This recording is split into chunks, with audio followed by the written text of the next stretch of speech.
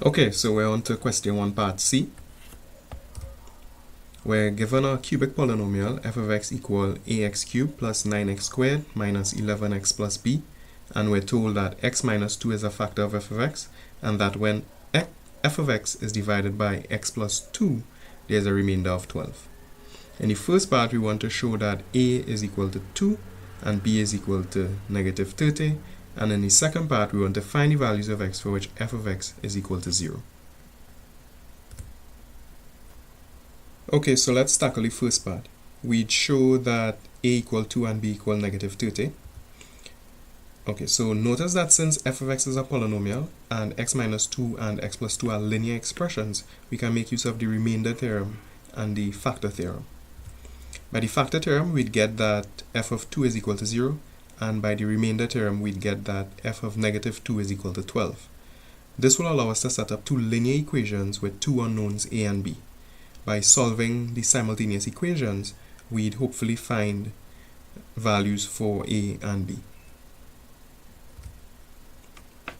Well, these are the simultaneous equations that we get. In the first equation, what we have is when we set f of 2 equal to 0, we substitute for 2 into the cubic polynomial. So we get a by 2 cubed plus 9 by 2 squared minus 11 by 2 plus b equal to 0. 2 cubed is 8, so that's why we get 8a. 2 squared is 4. 4 times 9 is 36. 11 by 2 will give us the 22, so that's why we get 8a plus 36 minus 22 plus b equals 0. Simplifying that, we get 8a plus b equal negative 14, and we label this equation 1.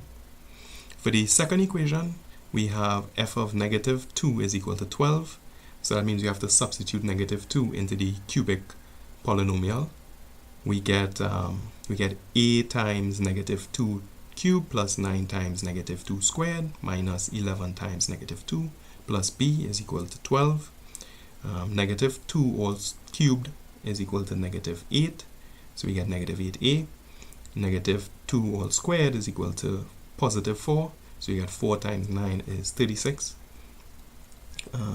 Negative 11 times negative 2 will give us positive 22, and then we're left with the plus b. So that's why we get negative 8a plus 36 plus 22 plus b all equal to 12. We continue simplifying. So for example, we add 36 plus 50 plus 22 to give us 58. So we subtract 58 from both sides, and we end up with negative 8a plus b equal 12 minus 58. 12 minus 58 is negative 46. And so the final equation we end up with is negative 8a plus b equal negative 46. And we label this equation 2.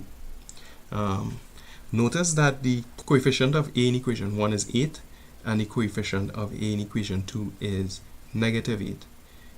So that by adding equation 1 to equation 2, we'd be able to eliminate the unknown a, and we'd be left with an equation that only involves b. So doing that, we get that 2b is equal to negative 14 minus 46.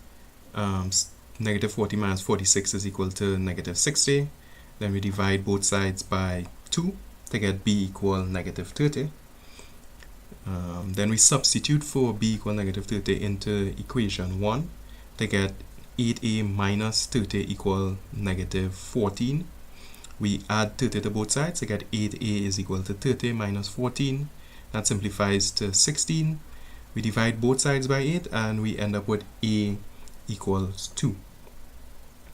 So therefore we've shown that a equal 2 and b equal negative 30, which was required, and this completes the first part. We now move on to the second part. For the second part, in case you forgot, we want to find the values of x for which 2x cubed plus 9x squared minus 11x minus 30 is equal to 0. Well, since x minus 2 is a factor of f of x, and f of x is a cubic polynomial, it follows that we can use long division to find the quadratic factor of f of x.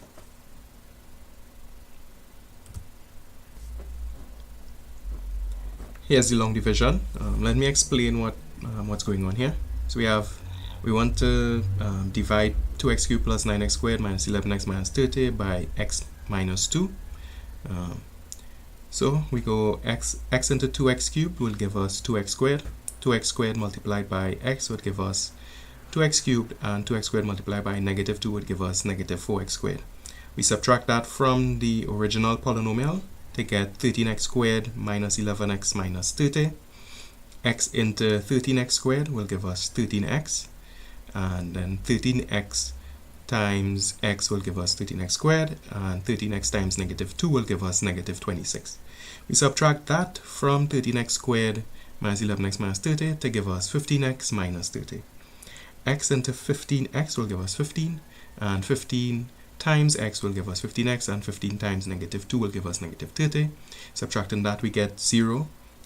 This should be obvious. We get 0 since x minus 2 is a factor of the cubic polynomial, and the result that the quotient that we end up with is 2x squared plus 13x plus 15. So this is the quadratic factor of the cubic polynomial, and if we can factorize this, then it would be much easier to solve the equation.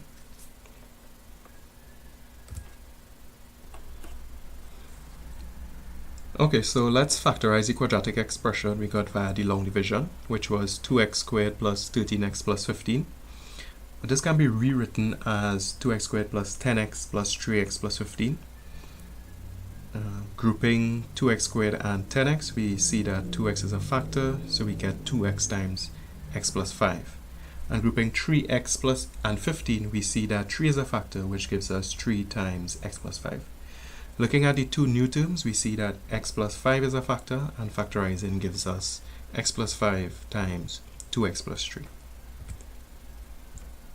Finally, putting everything together, we get that x minus 2 times x plus 5 times 2x plus 3 is equal to 0. Since the product is 0, it follows that either x minus 2 is equal to 0, x plus 5 is equal to 0, or 2x plus 3 is equal to 0. If x minus 2 is equal to 0, then x is equal to 2. If x plus 5 is equal to 0, then x is equal to negative 5. Or if 2x plus 3 is equal to 0, then x is equal to negative 3 on 2. Therefore, either x equal 2, x equal negative 5, or x equal negative 3 on 2 are the possible values of x. This completes the second part of the question, and that's it. Hey guys, Dwayne here. If you're a Caribbean student struggling with Cape Pure Maths and you need extra help, then go to this link to join my free study group. Also, don't forget to subscribe to this channel and click the notification icon to get notified when I upload new videos. Thanks for watching, and see you next time.